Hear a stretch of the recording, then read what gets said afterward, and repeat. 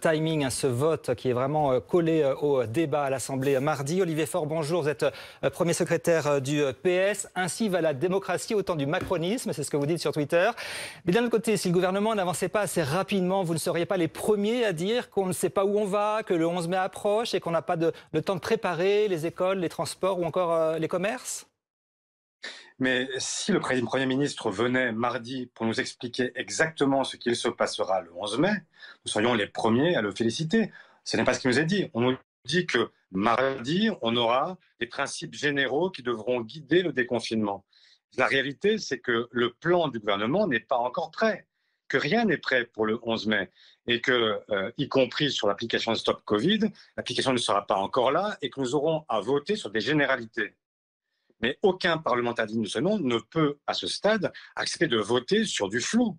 Moi, je souhaite au contraire qu'on puisse voter sur des choses tangibles, qu'on puisse vérifier que tous les prérequis qui sont posés pour assurer la sécurité, la santé de nos concitoyens soient assurés. Et donc, ce que je demande, ce n'est pas de dire qu'il faille absolument interdire le débat, qui est un débat très bien, mais je demande que le vote ne puisse intervenir que lorsque nous aurons l'intégralité des solutions proposées, quand nous aurons la possibilité de voter en conscience et non pas simplement sur la base de déclarations, de principes qui peuvent être très généreuses, mais dont l'application mérite d'être vérifiée. Alors ça veut dire quoi? Vous demandez un vote quand? C'est dans les 24 heures? C'est la semaine prochaine? C'est juste avant le 11 mai? C'est quand? Mais vous poserez la question au Premier ministre. Quand sera-t-il prêt? Quand il sera prêt, nous serons prêts à voter aussi. Quand nous saurons exactement quelles sont les conditions qui sont posées pour le déconfinement, et pas simplement les principes, je le répète, mais y compris concrètement comment les choses se passent.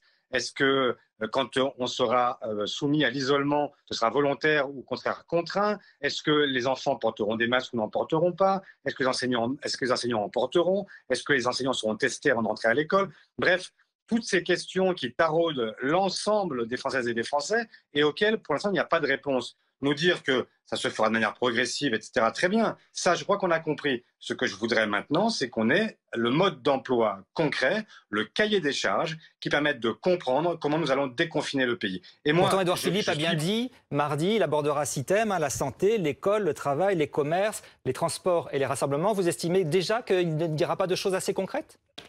Mais c'est lui qui le dit. Il dit que les détails seront produits ultérieurement. Moi, ce que je souhaite, c'est pas simplement les grands principes. Les grands principes, vous les connaissez tous ou presque. Et le président de la République s'est encore exprimé vendredi. Il nous a encore dit ce qu'il pensait. Bon, mais moi, j'aimerais des choses stables. J'ai entendu depuis 15 jours un président qui nous disait que tous les enfants prendraient l'école le 11 mai. Puis le ministre Blanquer nous a dit que ce serait du 11 au 25.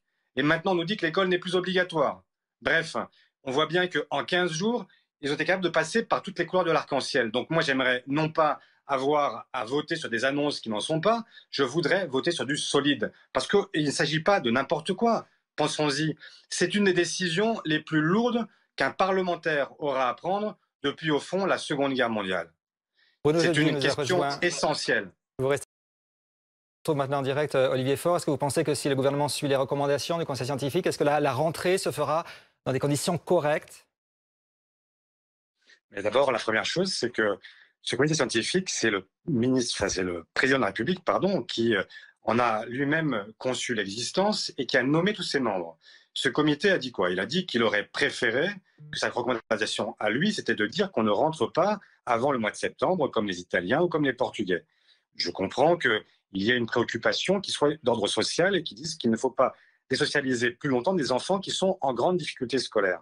Mais dans ces cas-là, ça suppose que l'on dise que l'école est obligatoire et qu'elle vaut pour tout le monde et qu'on s'arrange pour que les conditions de retour à l'école soient sécurisées pour tous les enfants. Là, ce qui est incompréhensible, c'est qu'on nous dit à la fois qu'il faut que les décrocheurs reviennent, mais en même temps, on dit que l'école n'est pas obligatoire. Mais alors, qui va revenir à l'école? Est-ce que vous pensez vraiment que les décrocheurs vont revenir spontanément? Moi, je ne crois pas. Et donc, je crois qu'au contraire, il aurait fallu trouver des solutions. Est-ce qu'il fallait venir un jour sur deux? Est-ce qu'il fallait venir de façon alternée, mais permettre à tous les enfants de reprendre contact avec leurs enseignants, avec leurs camarades de classe et faire en sorte que sur des effectifs déchargés, on puisse avoir la possibilité de faire revenir tout le monde. Là, cette espèce d'hésitation permanente sur qui vient pas, etc., fait craindre le pire. Et donc, bon, maintenant, effectivement, il faut à minima respecter les prérequis qui sont posés par le comité scientifique et nous en sommes pour l'instant encore loin. Ce matin, on apprenait encore par le journal du dimanche que les services de Bercy, donc les services de l'État, disent que le 11 mai, nous n'aurons pas de masques en nombre suffisant pour tous les Français. Alors, moi, je pose une question simple. Est-ce qu'il faut vraiment déconfiner le 11 mai? Si c'est le 12, si c'est le 13, si c'est le 14, quel est le problème? Est-ce qu'on a besoin d'être précisément ceux qui tenons le pari du président de la République? Moi, On j'aurais va parler des préféré, je l'ai masques dit dans un depuis le instant. début. Et on vous retrouve Olivier Faure. Alors il y a ces masques grand public, il y a les masques chirurgicaux. La France en produit, en importe. On sait qu'une course contre la montre est engagée. Est-ce que vous tenez le gouvernement pour responsable de ce manque actuel? Écoutez, je crois que chacun s'est déjà fait une idée sur la question. Et moi, ce que je lui reproche, c'est de ne pas avoir réquisitionné les industries qui auraient pu changer leur chaîne de production et produire massivement des masques pour notre pays. Il n'est pas acceptable que nous soyons dépendants à ce point-là de la commande à l'étranger. On produit des Airbus, on ne sait pas produire des masques en papier. Franchement, est-ce que quelqu'un peut croire ça? Moi, je ne le crois pas. Et je pense qu'il y a eu une absence, on a parlé de guerre, il aurait fallu mettre en place parallèlement une économie de guerre et réquisitionner les industries qui le pouvaient. On a bien demandé à des entreprises qui fabriquent du parfum de fabriquer du gel hydroalcoolique. Et on a bien des entreprises automobiles qui fabriquent des respirateurs, même si j'ai bien compris que la plupart seront inutilisables. Mais il n'empêche que on a quand même cette capacité-là. Et je ne comprends pas qu'on en soit encore là. Et encore une fois, il ne s'agit pas simplement de faire des reproches. Moi, je comprends bien que c'est une crise qui était une crise pour partie imprévisible. Et donc, il ne s'agit pas simplement d'être celui qui polémique en permanence. Mais je dis simplement une chose qui est très simple, c'est moi je souhaite que le jour du déconfinement, ce soit le jour où on est prêt.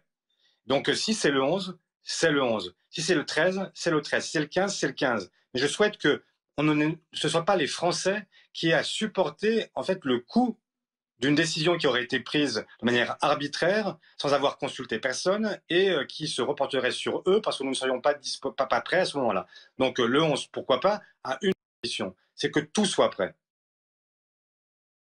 Pour terminer, Olivier Faure, vous êtes pour le port du masque obligatoire dans les lieux publics, dans les transports? C'est ce que conseille notamment le conseil scientifique.